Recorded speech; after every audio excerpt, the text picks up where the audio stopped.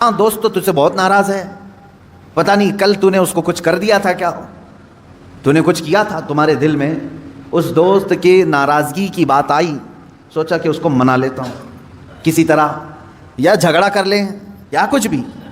بیچ میں جو دوست تمہیں بتانے کے لیے آیا تھا وہ شیطان تھا۔ جب تمہیں اللہ کو تم راضی کرنے نکلے تھے، اس نے تمہارا دماغ ڈائیورٹ کر دیا ایک انسان کی طرف۔ تم جا رہے تھے رب ذوالجلال کی عبادت کے لیے، اسے منانے کے لیے، شیطان نے تمہارے دل میں یہ بات ڈال دی کہ پہلے اس کا کام کرو تم، اور ادھر چلے گئے، اس کو مناتے رہے، وہ نہیں مانا۔ یہاں تک کہ کچھ لوگ ایسے ہیں جن کو منانے میں تمہیں برسوں لگ جاتے ہیں، وہ نہیں مانتے ہیں۔ ہوتا ہے اسے، آپ اچھا کام کر کے، انہیں سلام پہنچا کر کے، انہیں تحفے دے کر کے منانے کی کوشش کرتے ہیں، نہیں مانتے کچھ لوگ۔ ہائے افسوس، میرا مولا تو صرف ایک ہی سجدے میں مان جاتا ہے، ایک سجدے میں مان جاتا ہے۔ یہ نہیں معلوم ہے بندوں کو، افسوس ہے کہ جسے بہت جلدی منایا جا سکتا تھا، اسے چھوڑ کر ہم دنیا کو منانے میں لگ گئے۔ آپ پوری زندگی کا اگر تجزیہ کریں تو میں آپ کو بتاتا ہوں، ساری چینجز آپ نے صرف اور صرف دنیا والوں کے لیے کر لی اپنے آپ میں۔ ساری چینجز آپ نے دنیا کو دیکھا، یہ بہت فیشن کر رہی ہے، اور اس طرح سے اگر میں کپڑے پہنوں تو یہ مجھے عزت سے دیکھیں گے، نہیں پہنوں گا تو مجھ سے دور ہو جائیں گے۔ فیشن چل رہا ہے، پینٹ ادھر سے پھاڑنا ہے، ادھر سے پھاڑنا ہے، پہننا ہے، تو تم نے صرف اور صرف ان کا دل رکھنے کے لیے، ان کے سامنے اپنا سٹیٹس رکھنے کے لیے اپنے آپ کو چینج کر لیا۔ شیطان ہے وہ جو تمہیں عیاشی کی طرف لے جاتے ہیں انسانوں کی شکل میں۔ قرآن پاک میں آپ نے نہیں سنا، اللہ رب العزت نے فرمایا من الجنۃ والناس، یعنی وسوسے ڈالنے والے جو شیاطین ہوتے ہیں وہ جنات میں سے بھی ہوتے ہیں، انسانوں میں سے بھی ہوتے ہیں۔ شیاطین الانس والجن، قرآن میں یہ بھی آیا ہے، انسانوں میں بھی شیطان ہوتے ہیں، جنات میں بھی شیطان ہوتے ہیں۔ انسانوں میں کیسے؟ تمہارے دوست کی شکل میں آئے گا، کبھی تمہیں پتہ بھی نہیں چلے گا، اور وہ تمہارا ذہن ڈائیورٹ کر رہا ہوگا، تمہیں بھٹکا رہا ہوگا، اور اس کی باتوں پر تم نے اپنے آپ کو بدل لیا۔ ایک مسئلہ میں آپ کو بتا دوں، شریعت کا مسئلہ، اس سے آپ اندازہ کریں کہ ہم کس قدر شیطان کی پیروی کرتے ہیں اور کتنی جلدی ڈائیورٹ ہو جاتے ہیں۔ ہمیں منانا چاہیے تھا اللہ کو، کیونکہ وہی ہماری منزل ہے، وہی ہمارا مقصود ہے، لیکن ہر دن ہر لمحے ہم ڈائیورٹ ہوتے جاتے ہیں۔ اب مسئلہ جو میں بتا رہا تھا وہ یہ ہے، دو مسئلے میں بتاتا ہوں، ایک نماز کا، ایک وضو کا ہے۔ اکثر لوگوں کی یہ شکایت بھی میرے پاس آتی ہے، استنجا کر کے آئے، پیشاب کر کے باہر آئے، وضو کرنے کے لیے بیٹھے تو ایسا لگ رہا ہے کہ قطرہ ٹپک رہا ہے، یا پیشاب کا قطرہ پھر سے نکل گیا۔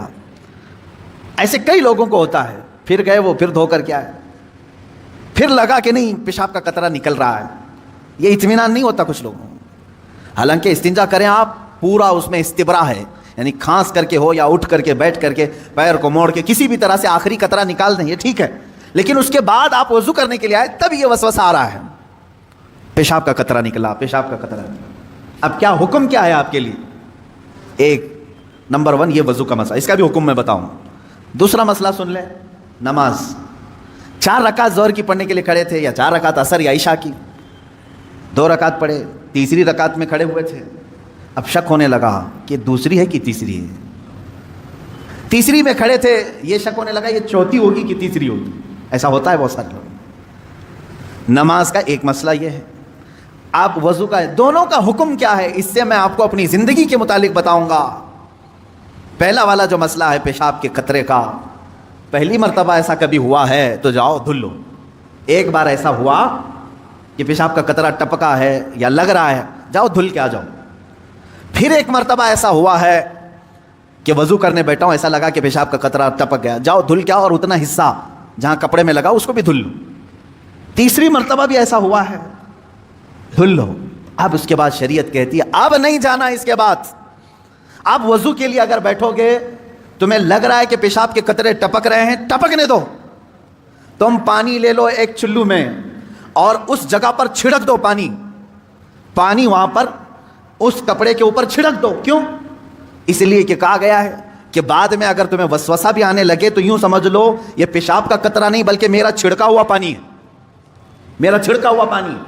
اچھا ایسا کیوں کرایا گیا؟ شک تو ہو رہا ہے۔ سنیں فقہائے کرام نے فرمایا اے بندے، تجھے عبادت اللہ کی کرنی ہے۔ کس کی کرنی ہے؟ اللہ کو راضی کرنا ہے، اور یہ جو وسوسے آ رہے ہیں تجھے یہ شیطان کے ہیں. اگر تو بار بار اٹھ کر کے دھونے کے لیے چلا جائے گا تو بات یہ ہوگی کہ تو شیطان کی پیروی کر رہا ہے اللہ کو چھوڑ کر کے.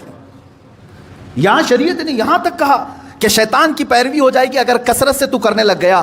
جب شیطان وسوسہ ڈالا اٹھ گئے, جب شیطان شک ڈالا پھر اٹھ گئے. بار بار اگر خیال آ رہا ہے تو اس پر عمل کرنا جائز نہیں. پانی چھڑک لو اور کہو میں شیطان کی پیروی نہیں کروں گا, میرے مولا کی عبادت کروں گا.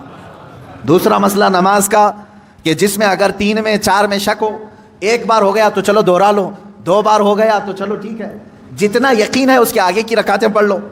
اب اگر بار بار ایسا شک ہوتا ہے تو فرمایا گیا اپنی نماز ویسی ہی کمپلیٹ کرو, اس لیے کہ یہ شیطان تمہیں وسوسے ڈال رہا ہے. اگر تم اس کے وسوسوں کی طرف جاؤ گے تو یہاں ہوگا یہ کہ تم شیطان کی پیروی میں لگ گئے.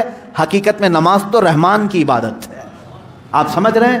یہ 2 مسئلوں سے میں تمہیں بتاؤں گا میرے عزیزو. پوری زندگی بھر شیطان اسی طرح سے کرتا ہے, تمہیں اپنے اصلی مقصد سے ڈائیورٹ کر کے کسی عام فضول چیز میں لگا دیتا ہے, فضول چیز میں لگا دیتا ہے.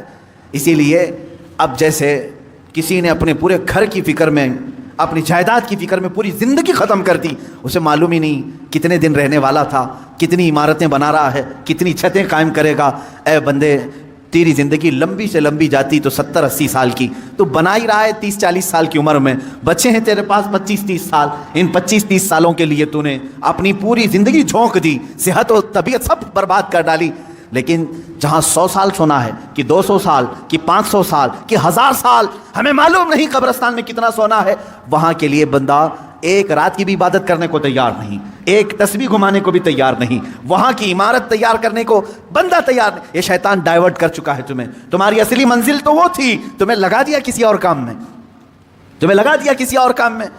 عزیزان گرامی, اسی لیے تو شاعر نے کہا تھا آگاہ اپنی موت سے کوئی بشر نہیں, سامان 100 برس کا ہے پل کی خبر نہیں. 100 برس کے پلان ہے پل کی خبر نہیں. تو شیطان اس طرح سے جو ہر زندگی میں ڈائیورٹ کرتا ہے.